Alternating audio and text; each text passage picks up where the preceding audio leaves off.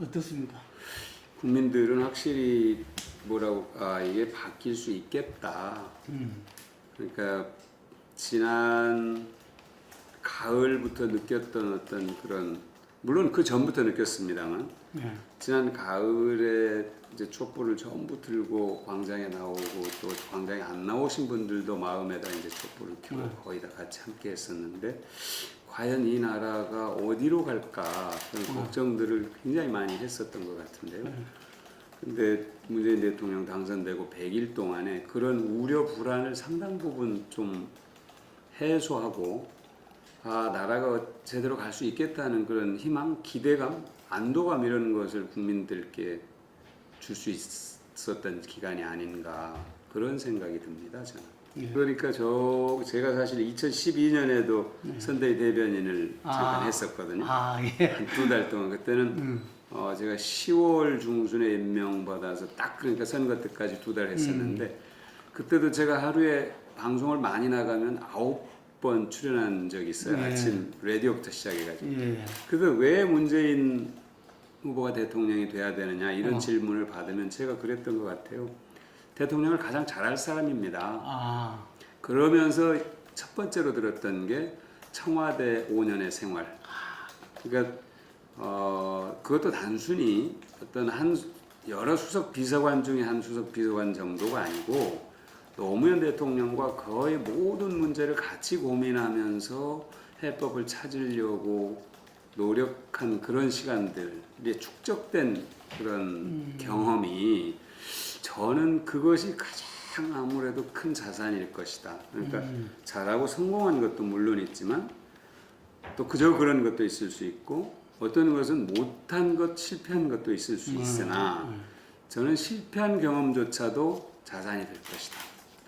제가 이제 문재인 대통령 그때 당시 2012년에 이렇게 만나보면 굉장히 진지합니다. 이 삶의 문제에 대해서, 모든 문제에 대해서. 그러니까 어떤 문제에 대해서 들을 때나 생각할 때나 어떻게 하면 이것을 긍정적인 방향으로 바꿔 나갈 것인가에 대한 끊임없는 그런 생각을 하시고, 또 그 생각을 중단하는 게 아니고 계속 이렇게 발전시켜 나가더라고요. 그래서 제가 이제 굉장히 이제 관련된 책들을 보면서 그런 걸 확신을 하게 되는데, 이번에도 마찬가지였어요. 대통령이 잘할 것이라는 확신이 있었고, 정말로 많이 준비를 했다는 느낌이 들 정도로 잘하십니다. 그러니까 우리가 봤던 무릎걸음으로 들어가 이렇게 가서 어르신들을 만나는 거라든지, 국회의원들과 같이 90도로 이렇게 절하는 거라든지, 이런 건 국민들이 처음 보는 거였잖아요. 깜짝 놀랐죠. 그게 국민들 모두에게 내가 대우받는 듯한 느낌을 좀 주는 것 같습니다.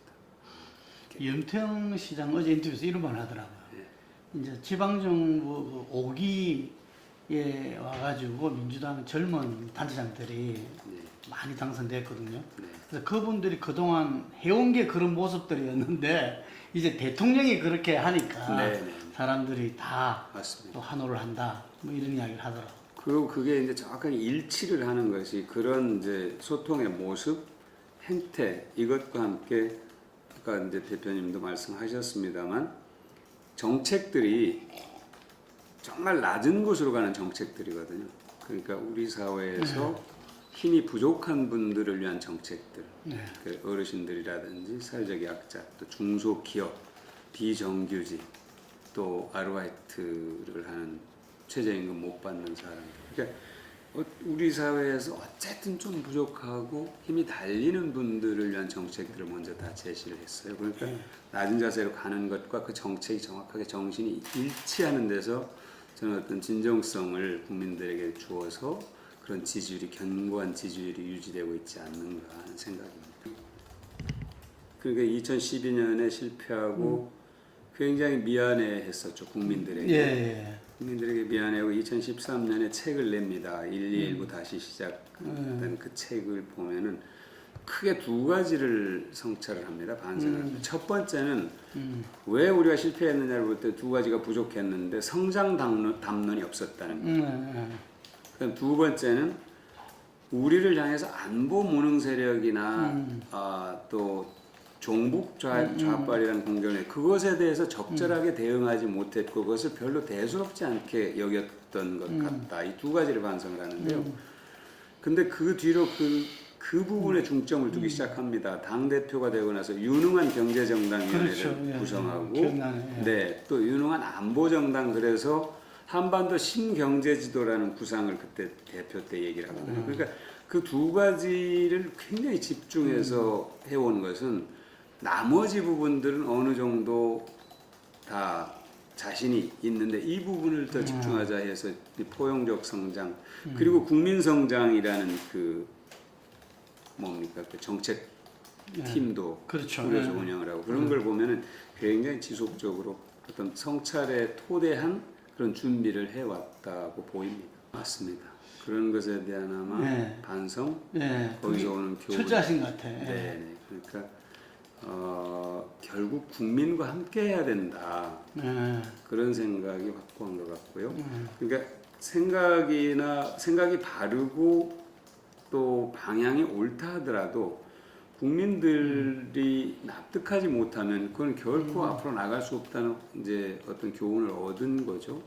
그러니까 예를 들어서 그때 당시 국가보안법 문제라든지 국가보안법 문제에 대해서도 일부에서는 7조 찬양곡만 없애도 이건 사실상 유명무실화 되는 그렇죠. 거다 하는 그런 현실론이 있었던가 하면은 일각에서는 이건 완전히 없애야 된다. 근데 결국 없애려고 하다가 아직도 7조가 남아있거든요. 아무것도 안 되죠. 그런 점에서 그러니까 이번에 그 국정기획자문위원회 하면서 국민인수위원회라고 우리가 광화문 1번가에서 국민들로부터 제안을 받았지 않습니까? 거기 한 16만 5천 건이 들어왔고 그 가운데 정책 제안이 15만 5천 건입니다. 민원 말고. 그거는 어떻게 된 겁니까? 그걸 이제 다 분류를 해서 이제 저희들이 반영을 할 거고 다 다시 반영이 된 겁니까? 아직 이제 덜 된 것들은 다시 국민들께 보고 대회를 갖고 이제 반영을 하는 그런 계획을 세우고 있는데요.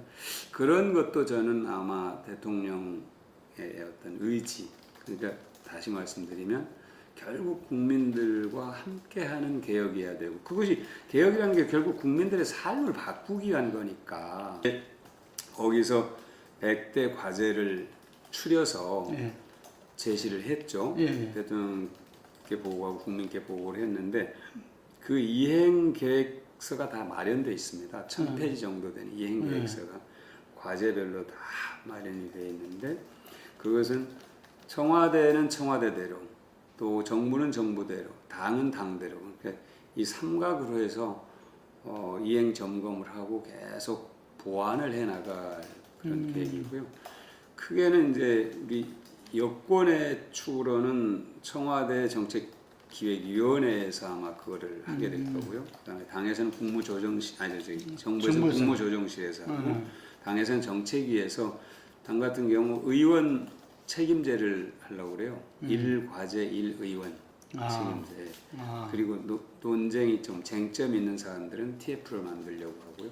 그렇게 해서 이제 여권의 한 축이 있고 그 다음에 저희들이 국정기획 그 국정 과제를 정하면서 공통 공약 대선 때 야당도 했던 그런 공약들을 많이 반영을 했어요. 그래서 그건 공통 공약은 야당과 얼마든지 입법화하는 데서 대화를 할 수 있는 토대를 만드는 것이다 이렇게 보고 있고 또 하나는 아까 말씀드린 국민 인수위 그건 국민 그러니까 시민사회나 국민과 소통하면서 한다 이게 세 축입니다. 그러니까 여권 내에서 서로 당정청이 상시 협의하면서 하는 것과 함께 또 야당과 또 국민과 이 세 축으로 같이 가야 결국 이 국정 과제가 실천되고 성공할 수 있다 이런 거죠. 그래야겠죠. 저는 사실은 이제 대통령께서 후보 시절에 그것을 천명하려고 할 때 일부가 좀 반대 의견이 있었다고요. 굳이 그럴 필요는 없습니다. 나중에 인사를 할 때 잘 봐서 적절하게 배제할 부분은 배제하고 또 전문성이 있고 능력이 있는 분들이 있으면 다소 어떤 문제가 있더라도 국민들께 양해를 구하고 인사를 하시면 됩니다. 이렇게 했는데 아마 굉장히 이분이 그런 어떤 도덕적 그 기준이 비교적 엄격한 남들도 다 그런 줄 알았는가 봐. 그러니까 아마 당신의 기준을 적용한 게 아닌가. 근데 그걸로 해서 사실 처음에 좀 어려움이 있었습니다만 저는 국민들께서 그 부분을 어느 정도 양해를 했다고 봅니다. 나중에 여론조사 보니까 그런 문제가 있다라 하더라도 능력과 전문성이 있다면 할 수 있다. 이게 거의 60% 정도 되더라고요. 그러니까 그렇죠. 저게 대통령이 나쁜 취지로 한 게 아니라 좋은 취지로 얘기한 건데 사실은 하다 보니까 참 지키기가 어려운 문제구나 하고 국민들이 어느 정도 현실적으로 그 일을 받아들인 게 아닌가. 이 문제는 저는 그렇게 봅니다. 그러니까 사실은 아주 1+1은 1이다 하는 산술적인 측면에서 보면은 이 문제의 답을 찾기는 어떻게 보면은 답답한 노릇일 수 있습니다. 예.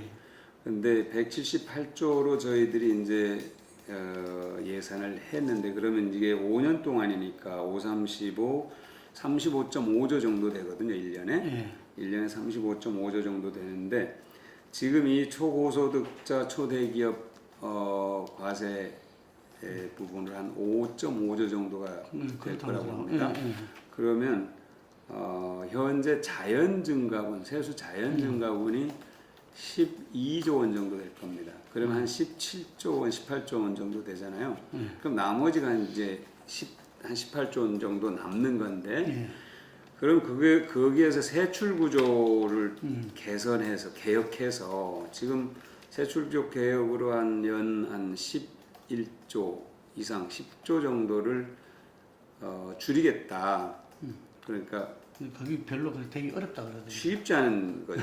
정말로 쥐어짜야 되는 건데 쉽지 않은 건데 어쨌든 그렇게 계획을 세우고 있습니다. 그럼 나머지가 이제 한 7, 8조 정도 될 텐데 그것을 이제 저희들은 계획은 다 있어요. 대출구조개선 그다음에 여러 가지 이제 그 기금 이 기금으로 운용하는 활용하는 방안들이라든지 이런 게 다 있는데 저는 이제 이 문제에 관해서는 우리가 기본적으로 경제정책 기조를 바꾸는 거니까 과거에는 재벌 위주의 성장 정책을 통해서 재벌 쪽에다가 돈을 몰아준 거죠. 그러니까 그것이 감세가 됐든 R&D 지원이 됐든 여러 가지 방식으로 재벌 쪽에다 몰아준 것을 이제는 중산층과 서민과 중소기업과 자영업자 측에 지원을 하자는 거거든요. 그러니까 방향을 돌리는 거죠. 과거의 어떤 정책의 방향을 이쪽으로 돌리는 거니까 저는 이것은 우리가 감당해야 되고 감당할 수 있는 부분이고 결국 이 정책 기조의 전환으로 해서 저는 새롭게 경제 성장의 모멘텀을 확보할 수 있다 하는 게 지금 우리 학자들의 얘기거든요. 그것이 이제 소득주도 성장과 포용적 성장의 어떤 이론인데 당연히 새 정부가 이 부분에 대해서는 충분히 대비하고 있다 이렇게 말씀을 드리겠습니다. 그러니까 대통령 베를린 구상은 이제 평화 체제를 평화 공존 체제를 만들자 한반도에서 그러니까 지금까지 이른바 전략적 인내라든지 강압이라든지 제재라든지 뭐 이거 가지고는 사실상 아무런 효과를 본 게 없다. 오히려 우리가 10년 전으로 돌아가 보면 김대중 대통령이 남북 정상회담을 통해서 화해협력 분위기를 만들고 그때 남북 간에 서로가 대화를 통해서 뭔가 그래도 기대를 갖게 했고 또 개성공단을 만들어내고 하는 그런 것들이 오히려 우리가 북한과 언제든지 대화할 수 있고 관리의 대상에 북한을 넣을 수 있는 그런 조금씩이라도 미세하나마 진전이 가능했었지 완전히 북한과 손을 딱 끄는 뒤로는 아무런 우리가 손을 쓸 수 없는 그런 상황이 된 것 아닌가 그런 이제 반성이 있지 않습니까? 마찬가지로 저는 그런 것 같습니다. 그럼 한반도의 동북아시아의 평화라는 게 뭐냐 지금 이 남북 분단과 대치 상황에서 서로가 국익을 다 지금 극대화하려고 하는 거 아닙니까? 미국이나 중국이나 일본이나 러시아까지도. 그렇죠. 그럼 우리는 우리가 주인인데 우리가 그럼 멍하니 앉아 있고 남들이 만든 구상대로 우리가 움직여야 되느냐? 그건 저는 아니라고 우리 국민들이 동의하지 않을 거라고 봅니다. 어떤 국민도. 다만 자 남과 북이 서로 화해 협력해서 상황 변화가 생길 때 미국이나 중국이 지금보다도 자기들의 국익이 줄어드는 상황을 감내할 수 있을 것인가? 그것도 쉽지 않잖아요. 그러니까 어느 한쪽이 일방적으로 유리해지고 어느 한쪽이 일방적으로 불리해지는 그런 상황에 대해서 다들 아마 저는 중국이나 미국 크게 아마 거부할 겁니다. 그럼 그것에 대한 믿음을 갖게 해줘야 되는데요. 이게 상황 변화가 생기더라도 미국과 중국 당신들에게는 큰 어떤 변화가 없다는 믿음을 저는 갖게 해주는 게 매우 중요한데 그것이 저는 북한과 중국 간의 대화, 과거의 4대국 보장론이나 교차 승인론 이런 거를 김대중 대통령이 얘기하셨어요. 그러니까 서로가 서로에 대한 신뢰를 갖고 믿음을 갖고 이 상황 변화가 생기더라도 당신들에게 불이익이 발생하지 않습니다 하는 걸 약속을 하자는 거죠. 그런 점에서는 북한과 미국이 저는 깊숙한 대화를 할 필요가 있다. 그리고 동시에 북한과 우리가 믿음을 갖고 하면서 북한에게 미국과 대화할 수 있도록 길을 열어주고 미국에게도 북한과 대화하라고 권하고 이런 관계가 저는 되는 게 문재인 대통령에게 이제 베를린 선언이 우리가 항구적인 평화에 길로 가는 길이다 저는 보거든요. 항구적인 평화로 가는 길이다.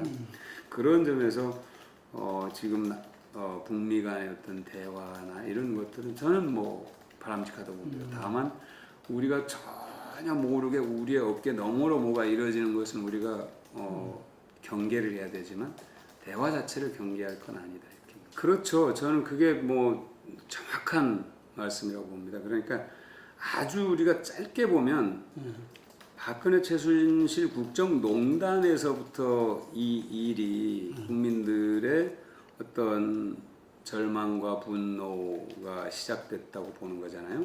근데 조금 더 확장하면 지난 5년이 될 수도 있고요. 더 확장하면 지난 10년이 될 수도 있고 더 확장하면 해방 이후 70년이 될 수도 있습니다.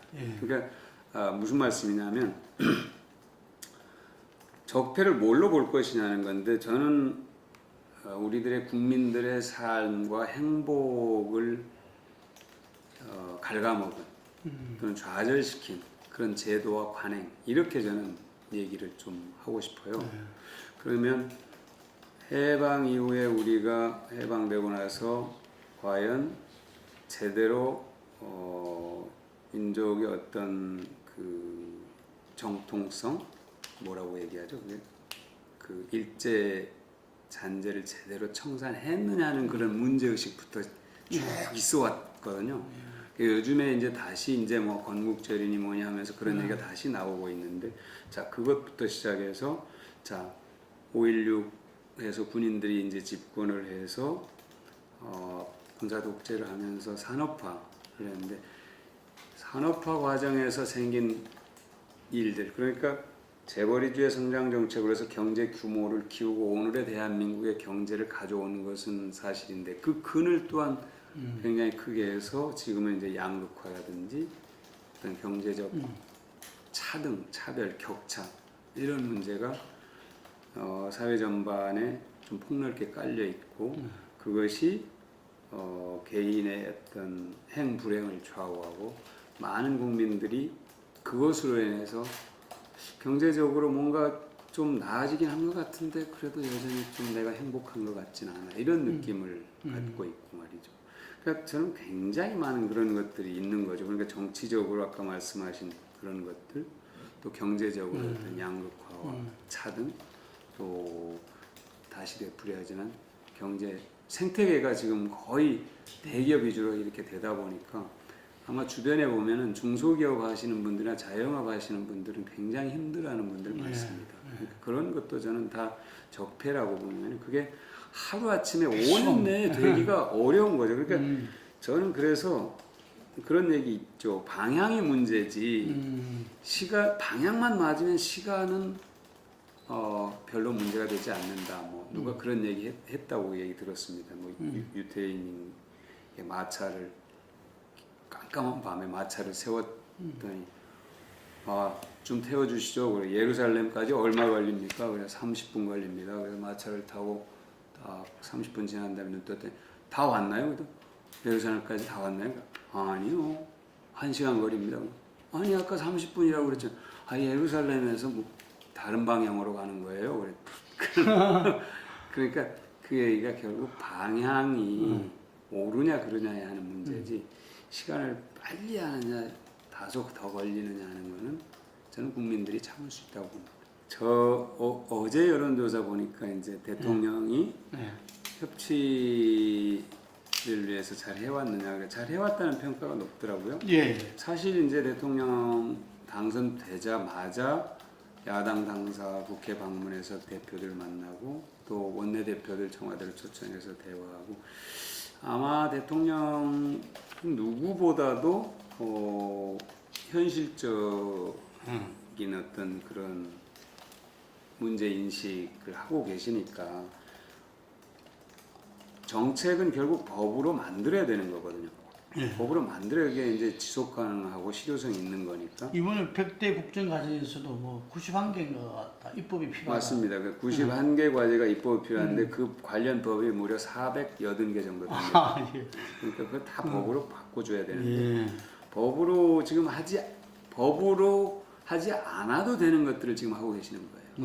대통령이. 근데 조금 더 들어가면 이제 법으로 다 바꿔줘야 되는 것들인데 그걸 누구보다도 대통령이 잘 알고 계십니다. 그래서 야당 협조가 필수적이고 거기에 또 덧붙여서 국민들의 협력이 반드시 있어야 된다고 생각하는 거죠. 그러니까 지금 단계에서는 다시 조금 전에 했던 얘기로 돌아가 보면 국민들에게 믿음을 주고 국민들과 공감대를 형성을 하는 과정이죠. 지금.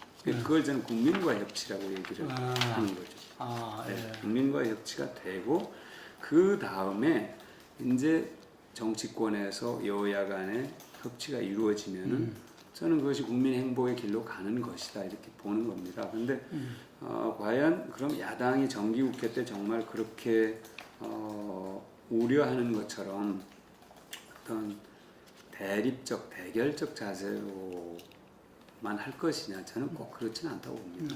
아까 말씀드린 것처럼 여야 공통 공약을 저희들 국정과제로 굉장히 많이 반영을 했습니다. 예를 들면 아동수당 같은 게 사실 다 공통 공약이었거든요. 공통 공약으로 한 것들이 굉장히 많이 반영이 돼 있고 그런 것들을 우선적으로 처리하면서 결국 이런 정책들이 다소 각 당의 어떤 정강 정책이나 기조와는 다를 수도 있습니다. 그러니까 대기업 위주의 성장 정책을 중시하는 그런 정당도 있고 중소기업을 위주로 하는 기업, 아주 대별해서 얘기한다면 그렇지만 그러나 결국 그것이 우리나라의 지금 이 어려움을 극복하고 경제 성장을 지속 가능하게 하고 모든 국민들의 격차를 해소하는 길이라면은 저는 야당이 꼭 그것을 반대하겠느냐 하는 그런 생각을 하는 거거든요. 그러니까 그런 점에서 그렇게 지금 단계에서 아주 뭐라고 할까요? 비관적으로 보진 않는다 이렇게. 그게 굉장히 좀 중요하다. 지금 대표님께서 말씀하신 그 대목이 그게 저는 대한민국 희망이 있는 나라구나 하는 느낌을 갖게 하는 대목입니다. 대통령도 그러니까 아까 그 대표께서 말씀하신 참여정부 시절의 그 4대 개혁 그러니까 그거는 국민의 삶에 직접적으로 저게 내 삶에 어떤 영향을 주지 국민들이 뭔가 저게 슬로건은 맞는 것 같은데 내 삶에 어떤 영향을 줄까 피부로 못 느꼈을 겁니다. 그러나 지금 대통령이 제시하는 이런 정책들은 다 국민의 삶에 직접적으로 영향을 주는 것들이거든요. 그러면 국민들의 반응과 호응도가 높고 공감도가 높을 수밖에 없습니다. 그러면은 야당들이 그런 문제에 관해서 외면할 수가 없겠죠. 이 문제는 국민의 삶을 바꾸는 문제니까 이거는 무슨 문재인 정부의 성공을 위해서가 아니고 말씀하신 것처럼 우리 당의 어떤 활로를 위해서도 이건 필요한 일이다. 이렇게 판단을 하실 거고 하실 수밖에 없을 거라고 봅니다. 그런 점에서 저는 문재인 대통령의 방향을 잘 정하고 있고 과제를 잘 제시하고 있고 거기에 야당의 협조를 잘 구하고 있다 이렇게 봅니다. 지난 정권을 잠시 보면은 그때는 좀 극도의 비정상적인 그런 관계였죠. 그러니까 무슨 뭐 청와대 국회 출장수다 이런 뭐 정말 듣기 좀 민망한 그런 조롱도 있었습니다. 그거보다는 그때 당시 대통령의 이 정치 스타일이 참으로 독특해서 그 검증되지 않은 어떤 특정인에게 모든 걸 맡기고 하다 보니까 이게 제대로 이루어지지 않았던 거 아니겠습니까? 그 협상하는데도 오다가 떨어지고. 그러니까요. 그런 일이 벌어졌는데 지금은 문재인 대통령은 그걸 공개적으로 얘기했습니다. 더불어민주당 정부다 이 정부는. 그리고 사실은 지난번에 국정기획자문위원회도 그 자문위원들의 절반을 더불어민주당 의원으로 참여를 시켰습니다. 그러니까 공약을 만들 때도 당이 중심적인 역할을 하고 또 그걸 다시 공약을 국정 과제로 전환시키는데도 당이 중심적. 그것도 참여정부 노무현 시절하고는 많이 바뀐 거죠. 바뀐 거죠. 그때는 여의도와 거리를 두는 그런 당청 분리. 그렇죠. 그렇게 됐었는데 그게 교훈인 거예요. 대통령 그거 아니더라, 안 되더라. 결국 정치는 국민들의 뜻을 수렴해서 하는 건데 국민들의 뜻을 수렴하는 것은 결국 국회의원들이거든요. 네, 자기 지역에 가서 국민들을 만나서 그것을 정책과 입법에 반영하는 건데 그 기능을 중시하신 거죠, 대통령. 네, 그러니까 국정기획자문위원회도 그렇게 했고 또 그거를 관리하는 것도 그렇고 지금 당정 회의가요. 오늘 아침에 됐습니다만 거의 수시로 굉장히 다양한 그 수준에서 당정 회의가 매일 거의 열리고 있습니다. 그러니까 당과 아주 긴밀하게 협의를 하고 청와대는 물론 말할 것도 없고요. 그래서 그것이 매우 중요한데 그러는 바탕에는 어떤 상호 존중이라든지 어떤 배려하는 것, 소통 이런 것들이 돼야 이게 정책이 일관성과 또 현실성을 유지할 수 있다. 정치를 국민들이 주도할 만큼 국민들의 인식이 변했습니다. 그러니까 내가 주인이다 나라에 이제 내가 주인으로서 맞는 책임과 권한을 갖겠다 하는 게 이제 국민들의 일반적인 생각입니다. 제가 보니까요. 거기에 맞게 이제 헌법을 바꿔야 된다고 보는 거죠. 우리는 이제 제1조가 대한민국은 민주공화국이다. 모든 권력은 국민으로부터 나온다. 이렇게 되어 있는데 독일 1조는 개인의 존엄성은 훼손할 수 없다. 국가는 개인의 존엄성을 지키기에 모든 의무를 다해야 된다. 이런 취지라고요. 제가 워딩은 정확하지 않지만요. 그러니까 지금 우리는 국민은 국가를 구성하는 한 요소로서 규정되어 있는데 이제는 국민이 내가 나라의 주인이라고 생각하는 겁니다. 내가 국가의 구성 요소가 아니고 훨씬 그거보다 상위 개념이라고 할까 진전된 개념이라고 할까 내가 이제는 나라의 주인이다. 내가 내 주변의 사람들과 함께 이 나라를 구성하는 것이다. 그리고 끌고 가는 것이다. 이렇게 생각하니까 그러려면 이게 이제 국민 주권에 맞춰서 개헌이 이루어져야 되는데 그게 예를 들면 출생에서부터 보육, 교육, 그 다음에 또 취업, 노동, 노후까지 그게 맞게 다 아마 이 헌법의 조항들을 바꿔줘야 될 겁니다. 지금은 보면요, 대체로 보면은 기관 중심으로 돼 있습니다. 헌법이죠, 체계가. 근데 그렇게 될 게 아니고 국민 중심으로 이제 바꿔줘야 될 거고요.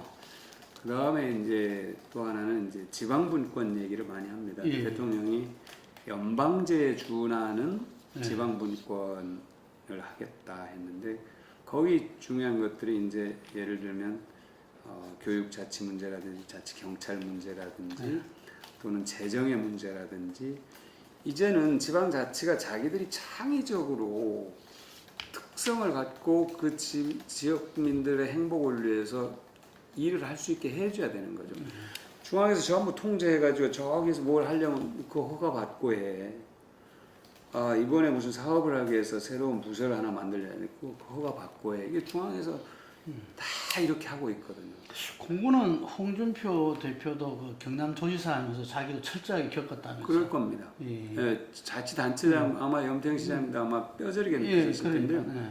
지금은 뭐 그러니까 그 부분은 합의가 좀 쉽지 않나 봐요. 완벽하게 통제되고 있어요. 그러니까. 예, 그거는 이제 빨리 바꿔줘야 되고 그 두 가지가 있고 이제 제일 아마 어려운 부분이 권력 구조라고 보는데요. 내각제로 할 것이냐 대통령제로 할 것이냐 아니면은 뭐 절충형인 뭐 이원 집정제라 사실 그런 말은 없다고 하지만 혼합형이라고 혼합형으로 국회에서 여론조사를 넣어가지고 제일 높게 나왔더라고요. 그게 저는 내각제를 선호하는 의원들이 많이 있습니다. 그리고 이제 그것이 어떤 선거제도, 독일식 정당명부 비례대표제도와 연합이 되면은 가장 어떤 국민의 어떤 의석에 반영할 수 있는 제도이고, 그리고 연정을 통해서 어떤 통합적 정치를 할 수 있는 제도라는데 많은 부분들이 공감을 해요. 그러나 결국 국민들이 동의를 해야 되는 거거든요.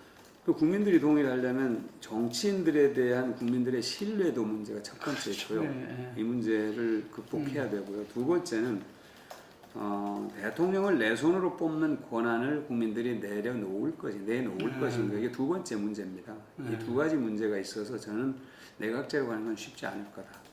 그러면 혼합형은 어떻게? 혼합형은 그럼 내 외치는 대통령이 하고 내치는 총리가 하는데 대통령은 국민들이 뽑고 총리는 국회의원들이 뽑자 이런 거 아닙니까? 지금 나오는 게 이것도 쉽지 않죠. 국민들이 그럼 외치하는 대통령을 우리가 뽑고 뭐 실속 있는 건 당신들이 뽑자고 이렇게 나오고 그래서 굉장히 어려운 문제 같아요. 근데 야당은 대충 그렇게 합의를 한 것 같아요.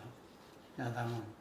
근데 권력 구조 직선 문제를 대통령하고 그러니까 그게 정치인들끼리 이제 모여가지고 정치를 하는 단계가 넘었. 그래서 대통령이 그걸